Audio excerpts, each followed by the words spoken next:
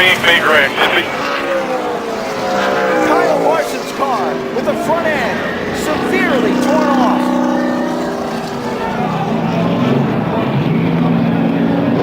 He's bailing out of the car. Part of that car did pierce the catch fencing, shy of the start-finish line. You see some of the others involved. Of today's race, an accident coming to the checkered flag forced that 32 car of driver Kyle Larson up into the safety fencing.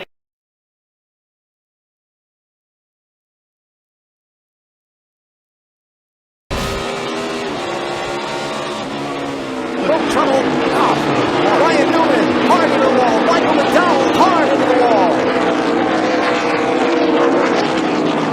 Caution's out, caution's out. Terrible crash. Hey, look right over here. You see, like not Ryan Newman overran that corner just a little bit. You see quite a few cars over there. Come back on the track. Contact between Biffle and Newman. Yes, Biffle came back on the track. Newman was right there. Got into him and hard into that guardrail and the tires. Sends him back out in the middle of the track here into McDowell. You see the rear end housing loose from the car and then it goes over the fence. That last impact to McDowell was probably knocked the wind out of him. It was Biffle coming back on the track that made Newman try to avoid running into him.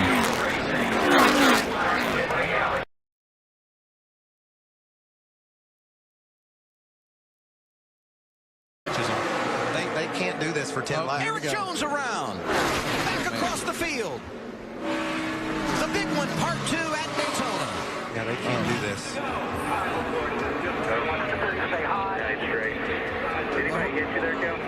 A horrific crash for Kyle Busch, who slid through the infield grass and went head-on into the inside wall. And now we'll go from our blimp view, and there you see Kyle and Eric racing together, and just follow that 54 car after the contact with the white 20.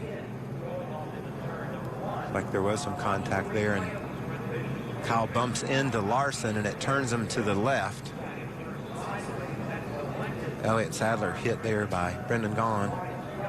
And there's the 54. You saw the impact.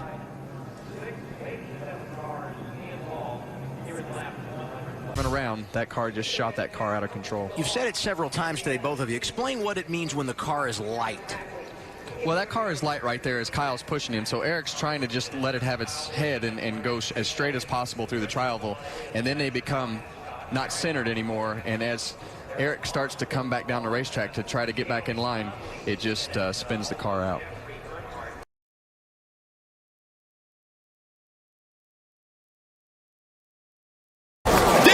Junior to the bottom of the track. Junior will win at Daytona. And the big one happens behind them. Oh my God.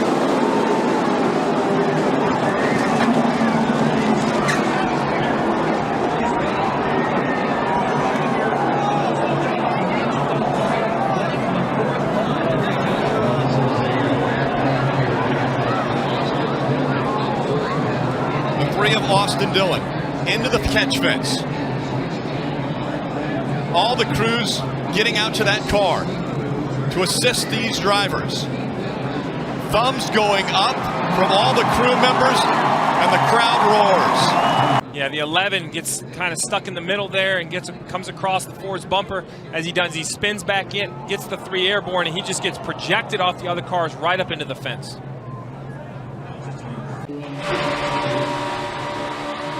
Hang on. This will be a wild ride.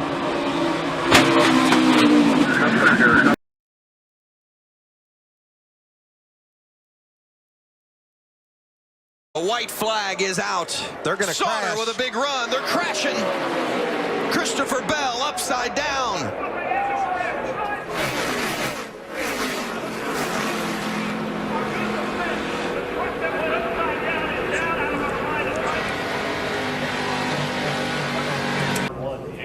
Very fortunate that these trucks are as safe as they are. Look at this truck just get out of control. probably about the fastest part of this speedway, Phil, right out of the tri-oval. It just starts tumbling. That young man with his dirt racing background, I'm sure he's had many barrel rolls in his career, but none like that. And Michael, I know you've been upside down. I've been upside like that. The flipping's not that bad, but it's the landing that hurts. And that thing landed about 6 or 8 times pretty hard.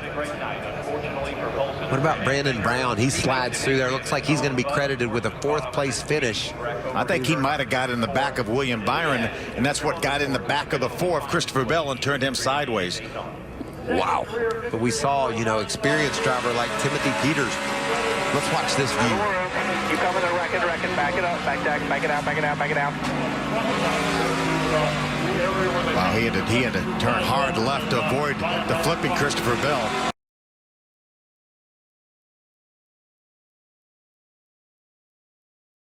Getting crowded up there in the front right now with the 42. Oh, Whoa, trouble. big crash. Danica Patrick and Joey Logano Oh, man. and Eric Almirola. Holy smoly. Oh, heavy damage there on Danica.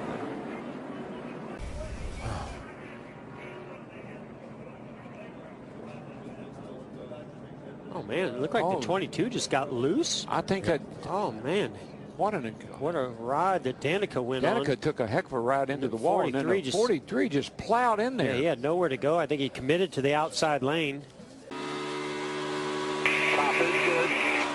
Oh, right front. Yeah, I saw it blow the fender up.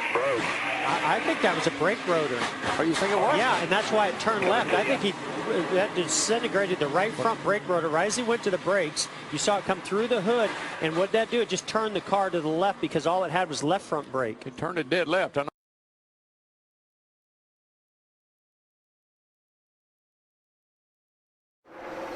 Back down, they block. The 60 goes around. Briscoe hard into the wall.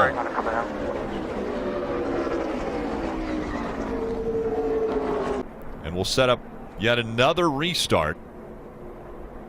There's absolutely nothing he could have done differently there. Oh, gosh. Thankfully, the safer barriers were there to absorb some of that hit. But this is, once again, will remind you, such a dangerous sport.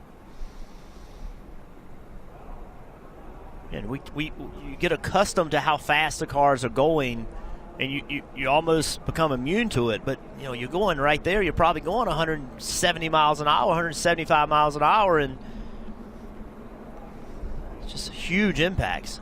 And that angle of the impact is where the problem's caused.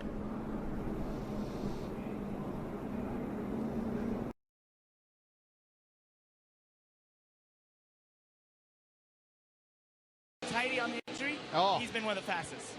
Bubba Wallace with a massive hit there, Steve. Yes, he did not have a good day yesterday. The bad weekend continues. The difference is we were expecting to see maybe a couple spinouts for Bubba Wallace, but this is a KO. This will not be a return to the action.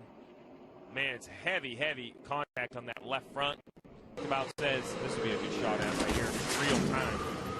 Wow. Let's take a look. He just gets loose and he's nowhere to go.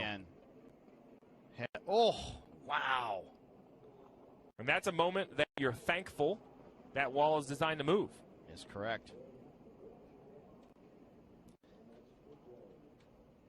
Oh, man. Huge impact there. And Steve, you've mentioned it, that backstretch chicane